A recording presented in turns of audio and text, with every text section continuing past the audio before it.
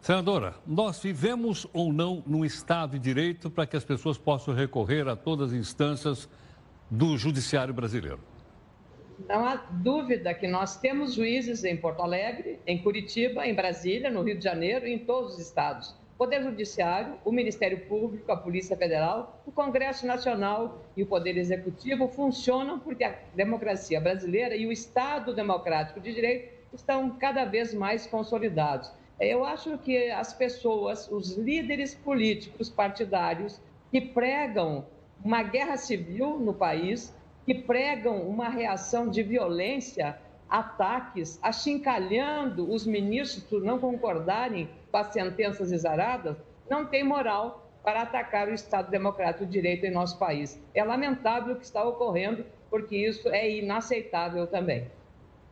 Senadora Ana Amélia, é possível dizer que o país vive um estado de exceção? Eu acho isso inadmissível. O estado de exceção vive a Venezuela e o Brasil não é a Venezuela. As suas instituições estão funcionando.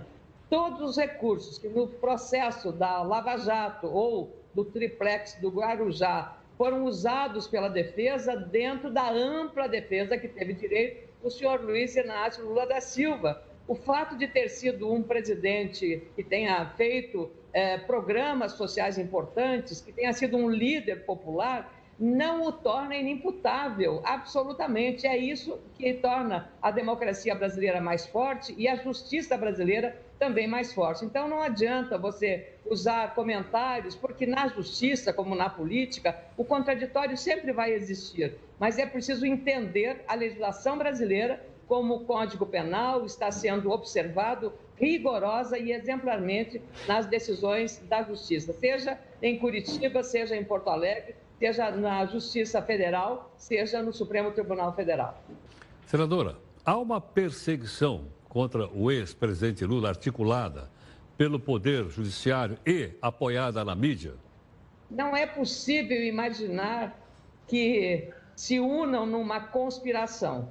Quando os aliados e os líderes do partido do ex-presidente Lula, o Partido dos Trabalhadores, não têm motivos nem razões para apresentar provas da inocência, é muito mais fácil e mais cômodo entrar na velha ladainha, no velho mantra de um golpe, de que é uma perseguição política e tudo mais que se segue nessa narrativa destruidora dos valores jurídicos que nós temos em nosso país. É muito fácil essa narrativa, mas ela não cola, porque a robustez das provas apresentadas em todos os julgamentos é realmente irrefutável, são irrefutáveis a robustez dessas provas. Então, não há o que você imaginar que esse discurso. E eu também me surpreendo muito, meu caro Heródoto, é que, abrigados na imunidade parlamentar, recebendo todos os benefícios de auxílio moradia, de subsídios para os gabinetes, tudo isso estejam fazendo, pregando a violência, pregando a insubordinação,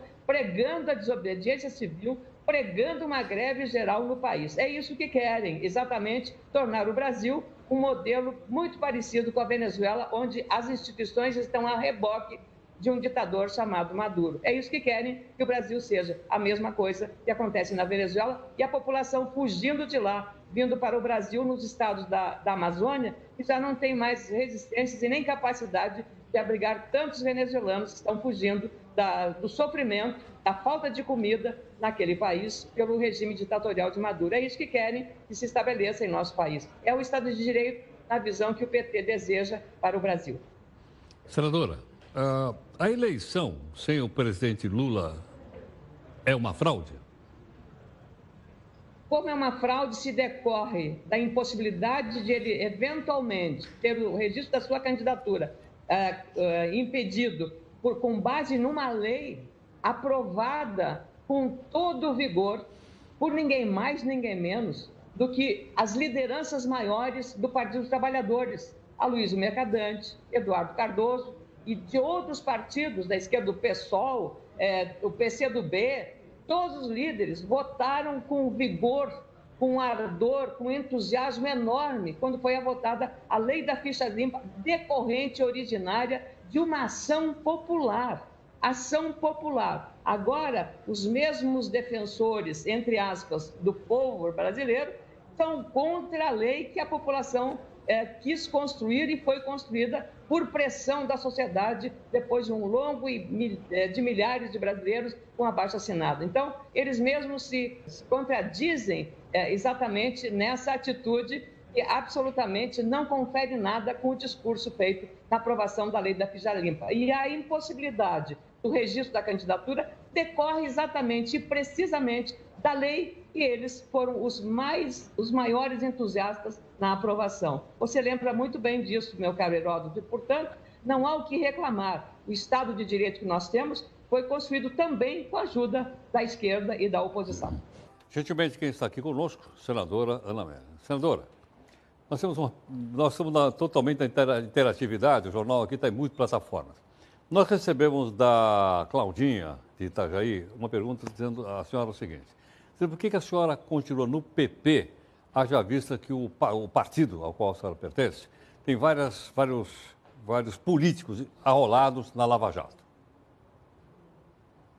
Bom, desde o início dessa operação, com muitos parlamentares do meu partido denunciados e alguns já processados na Lava Jato, eu disse que eu não tenho compromisso com o erro.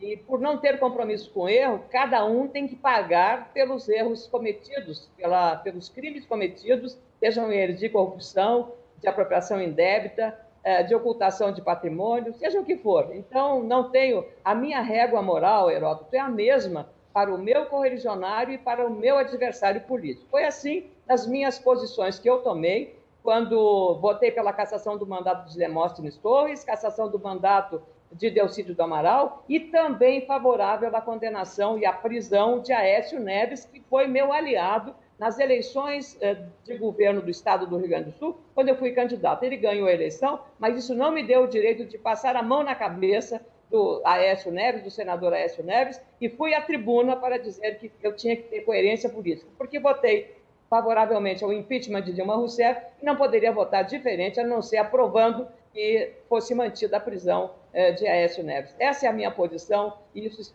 se diz coerência, porque a régua moral é a mesma e ninguém está acima da lei nem abaixo dela.